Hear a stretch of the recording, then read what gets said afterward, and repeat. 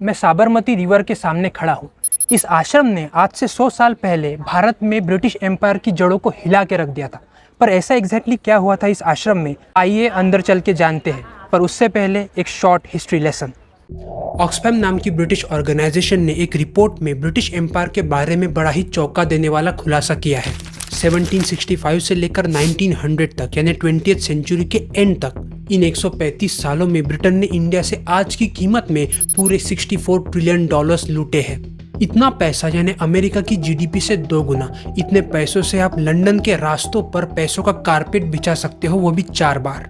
किसी भी देश को कैसे लूटा जाता है, अब British master class. British empire ने 4 रास्तों से भारत से पैसे कमाए। नंबर 1, भारत की ज़मीन का इस्तेमाल रॉ मटेरियल एक्सट्रैक्ट करने के लिए करना और साथ ही साथ यहाँ की पॉपुलेशन को अपना कस्टमर बना लेना और पूरे देश को केवल एक मार्केट की तरह ट्रीट करना जहाँ पे अंग्रेज अपने प्रोडक्ट्स बेच पाए। नंबर 2, व्यापार पर कुछ ऐसे रिस्ट्रिक्शंस और रूल्स लगा देना जिनसे भारत की लोकल इंडस्ट्रीज खत्म हो जाए। नंबर 3, एक्सपोर्ट ड्यूटी को बढ़ा देना ताकि भारत के व्यापारी बाहरी देशों में अपने प्रोडक्ट्स एक्सपोर्ट ना कर पाए। Number 4, the good old taxation, पर हर राजा अपनी प्रजा पर टैक्सेस लगाता है। इसमें नई बात क्या है, अंग्रेजों से पहले भी भारतीय शासकों ने अपनी जनता से टैक्स वसूल किया है। फर्क बस 3 बातों का था, टैक्सेशन स्ट्रक्चर, टैक्सेस वसूल करने का बेरहम तरीका और टैक्सेस खर्च करने का तरीका। एक जबरदस्त फैक्ट बताता हूँ। अमेरिकन हिस्टोरियन विल दुरान जब इंडिया आए तो उन्होंने ये ऑब्जर्व किया कि ब्रिटिश एम्पायर भारत में एजुकेशन पर जितना खर्च करता था उससे 2 गुना ज़्यादा खर्च एक अकेले न्यूयॉर्क स्टेट के एजुकेशन पर होता था। अंग्रेजों के पहले जो भी शासक थे उन्होंने ज़्यादा टैक्सेस किसानों पर नहीं लगाए। उनकी इनकम का मेजर सोर्स था नेटवर्क्स ऑफ ट्रेड। देश विदेशों में जो व्यापार भारतीय व्यापारी करते थे वहीं से ज़्यादातर पैसा कमाया जाता था। In stark contrast the British East India company minimum 50% income tax के नाम पर आम जनता से लूट लेती थी। यही कारण था कि 18th सेंचुरी के एंड में जो भी रीजन अंग्रेजों के अंडर आता था वहाँ से 2/3 यानी 70% पॉपुलेशन कहीं और माइग्रेट हो गई। अमेरिकन हिस्टोरियन विल दुरांत लिखते हैं, जो भी लोग टैक्स ना भर पाते उन्हें बंदी बना लिया जाता, उन्हें कड़कती धूप में बिना कपड़ों के खड़ा कर दिया जाता, टॉर्चर किया जाता, उनकी ज़मीनें छीन ली जाती और कई केसेस में लोगों को अपने बच्चों तक को बेचना पड़ जाता ताकि वो टैक्सेस भर पाए। The East India Company created for the first time in Indian history the landless peasant, deprived of his traditional source of sustenance. 1765 से 1815 के बीच हर साल ब्रिटिश एम्पायर ने भारत से 18 मिलियन पाउंड्स कमाए। अर्ल चैथम इस बारे में लिखते हैं कि भारत से आए पैसों ने ब्रिटेन को बचा लिया। ये एक स्वर्ग से आया हुआ तोहफा था ब्रिटेन के लिए। वहीं फ्रेंच एम्बेसडर टू लंदन लिखते हैं कि पूरे यूरोप में बहुत कम ऐसे राजा थे जो ईस्ट इंडिया कंपनी के डायरेक्टर्स से अमीर होंगे, यानी ईस्ट इंडिया कंपनी के डायरेक्टर्स यूरोप में सबसे अमीर लोगों में गिने जाते थे। ये है आपके और मेरे खाने में इस्तेमाल होने वाला नमक। क्या आप इसके बिना खाना बना सकते हो? हमारा भारत देश ट्रॉपिकल रीजन में आता है, इसलिए हमारी बॉडी को नमक की ज़्यादा ज़रूरत होती है क्योंकि गर्मी की वजह से हमें पसीना ज़्यादा आता है। अब मुझे बताइए, ब्रिटेन जैसा एक पावरफुल देश किस हद तक गिर सकता है नमक से पैसा प्रॉफिट कमाने के लिए? अब British empire master class number 2, how to deprive people of essential commodities. लोगों को जीवन आवश्यक वस्तुओं से कैसे दूर रखा जाए। जस्ट इमेजिन, एक बड़ा सा 4000 किलोमीटर लंबा नेचुरल बैरियर बिल्ड करना, एक बड़ी सी कस्टम लाइन, एक दीवार खड़ी कर देना और वहाँ पर 12,000 सैनिकों को तैनात करना। पर आखिर ये सब किस लिए? ताकि भारत के लोगों को बिना टैक्स पे किए नमक ना मिल पाए। इसलिए स्कॉलर्स इस दीवार को द ग्रेट इंडियन सॉल्टेज कहते हैं। ये बात 19वीं सदी की है। तब प्रिंट मीडिया उतना एक्टिव नहीं था कि वो भारत में अंग्रेजों के इस कारनामे को दुनिया के सामने ला पाए। रिटन रिकॉर्ड्स की कमी की वजह से इस द ग्रेट इंडियन सॉल्टेज को सभी लगभग भूल ही गए थे। पर 2001 में ब्रिटिश राइटर रॉय मॉक्सैम ने इस सॉल्टेज पर यह बुक पब्लिश करके सच्चाई को सबके सामने लाया। यह है राजस्थान का सांबार सॉल्ट लेक, इंडिया का सबसे largest inland salt lake. Historically Indian population को कभी नमक की कमी नहीं पड़ी, पर इंडिया में लोग बड़ी तादाद में नमक के सोर्स से दूर रहते हैं और इसलिए हमेशा से वो नमक व्यापारियों से खरीदते थे। अंग्रेजों ने इस जियोग्राफिकल डिफरेंस का पैसा कमाने के लिए फायदा उठाया और अपनी टेरिटरीज में नमक पर बहुत ज्यादा टैक्स लगा दिया।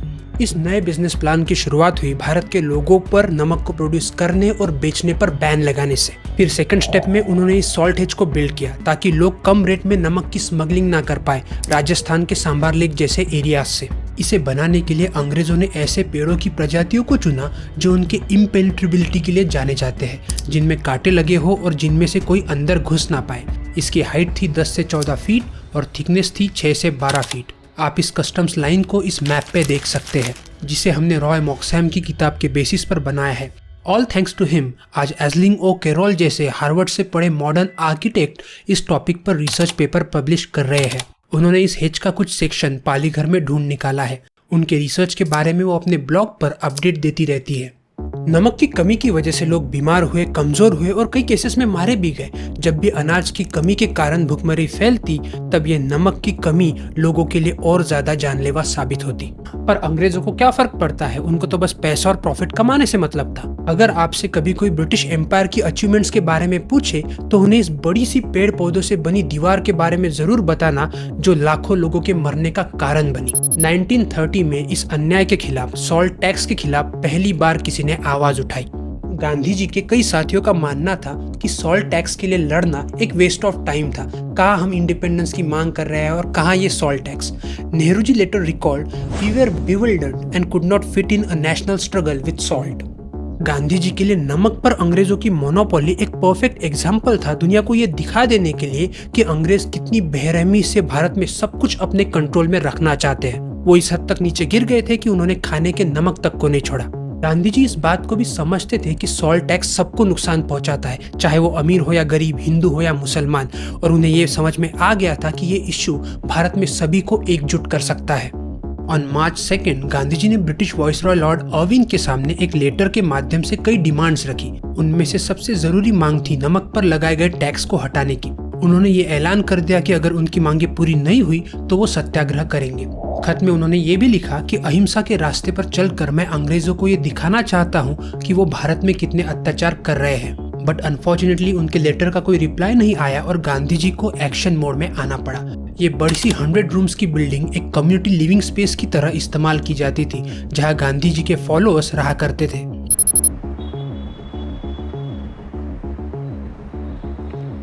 गांधी जी और उनके फॉलोअर्स ने दांडी मार्च को इसी आश्रम से प्लान किया था और मार्च की शुरुआत भी यहीं से हुई थी। गांधी जी और उनके फॉलोअर्स हर दिन 19 से 20 किलोमीटर का सफर तय करते थे। रास्ते में उन्होंने कई विलेजेस को विजिट किया और लोगों को इस मार्च में पार्टिसिपेट करने के लिए एनकरेज भी किया। नांदियाड़ में उन्होंने अपनी स्पीच में गवर्नमेंट सर्वेंट्स को टारगेट किया और पूछा कि आखिर तुम्हारी नजरों में गवर्नमेंट जॉब की क्या कीमत है। ये जॉब तुम्हें सिर्फ दूसरों पर अत्याचार करने की पावर देती है। जैसे जैसे ये मार्च वेस्टर्न कोस्ट लाइन के करीब पहुंचा और हजारों लोग गांधी जी के साथ जुड़ गए, एक छोटा सा प्रोटेस्टर्स का ग्रुप कई किलोमीटर्स लंबी रैली में ट्रांसफॉर्म हो गया। 24 दिन चलने के बाद और पूरे 387 किलोमीटर का डिस्टेंस कवर करने के बाद गांधी जी आखिरकार 5 अप्रैल को अपनी मंजिल पर पहुंचे। कई देश विदेशों के जर्नलिस्ट के साथ साथ हजारों की तादाद में भारत के लोग गांधी जी को ये सो कॉल्ड क्राइम करते हुए देखने के लिए वहां इकट्ठा हुए। गांधी जी ने शांति से अरब सागर में डुबकी लगाई, एक मुट्ठी सॉल्ट से भरी मिट्टी को अपनी मुट्ठी में उठाया और सबको दिखाते हुए ये ऐलान किया कि मैं अंग्रेजों के शासन की जड़ों को हिलाने जा रहा हूँ। उनके बाद अगले कई हफ्तों तक देश के हर कोने से लोग वहां आए और उन्होंने नमक को इलीगली हार्वेस्ट किया। औरतों का भी इसमें बड़ा इंपॉर्टेंट रोल था। उन्होंने पानी को उबाल के सॉल्ट बनाया और बाकियों ने सिटी में जाके उसे बेचा। पुलिस ने करीब 60,000 लोगों को अरेस्ट किया और कईयों को बड़ी बेरहमी से मारा पीटा। सॉल्ट मार्च ने महात्मा गांधी जी को कुछ ऐसा ग्लोबल रिकॉग्निशन दिया जो अंग्रेजों के अत्याचारों को दुनिया के सामने लाने के लिए बहुत जरूरी था। इससे दुनिया भर में इस बात पर चर्चा शुरू हो गई कि अंग्रेजों का भारत में शासन करना सही है या गलत। उसी साल टाइम मैगजीन ने गांधी जी को मैन ऑफ द ईयर का टाइटल दिया और पूरे दुनिया भर के जर्नलिस्ट और प्रिंट मीडिया उनकी स्पीचेस के बारे में लिखने लगे और उनकी बातों को सीरियसली लेने लगे। इस सब के दबाव में आकर ब्रिटिश वाइसरॉय अर्विन को गांधी जी से निगोशिएट करना पड़ा। मार्च 1931 में दोनों ने एक पैक्ट साइन किया जो गांधी अर्विन पैक्ट के नाम से फेमस है। सत्याग्रह पीछे लेने के बदले कई सारे कंसेशंस दिए गए और जिन लोगों को अरेस्ट किया गया था उनको भी रिहा कर दिया गया। हालांकि इस अग्रीमेंट के बाद भी नमक पर अंग्रेजों की मोनोपोली बनी रही, पर समंदर के किनारे रहने वाले भारतीयों को नमक प्रोड्यूस करने का हक दिया गया। हमारे देश के और दुनिया भर से जो लीडर्स और थिंकर्स आते थे महात्मा गांधी जी से मिलने, वो यहाँ पर इस गेस्ट हाउस में रहते थे। हमारे देश के नेशनल लीडर्स जैसे कि जवाहरलाल नेहरू, रविंद्रनाथ टैगोर और इंटरनेशनल थिंकर्स जैसे CF एंड्रयूज, हेनरी पोलॉक और रेजिनाल्ड रेनॉल्ड सब इस गेस्ट हाउस पर आराम करने आते थे। एक ब्रिटिश एडमिरल की बेटी मैडलिन स्लेड यंग एज में ही गांधी जी की फिलोसॉफी से इन्फ्लुएंस होकर अपने इंग्लैंड के घर को छोड़कर इस आश्रम में रहने आई गांधी जी के बाकी के फॉलोअर्स के साथ। वो यहाँ 8 साल रुकी और उन्होंने आश्रम की डे टू डे एक्टिविटीज़ को मैनेज करने में काफ़ी मदद की। और एक famous Indian philosopher Vinoba Bhave इस छोटी सी कुटिया में इस आश्रम में रहते थे। यह आश्रम में गांधी जी का घर हुआ करता था जहां वो अपनी पत्नी कस्तूरबा जी गांधी के साथ रहते थे। 1930 में इस आश्रम को छोड़ते वक्त उन्होंने एक कसम खाई कि जब तक भारत को आज़ादी नहीं मिल जाती वो लौटकर इस आश्रम में वापस नहीं आएंगे। वो इस आश्रम में बहुत ही सिंपल लाइफ जीते थे। उनका एक मोटो था, my life is my message. He practised what he preached.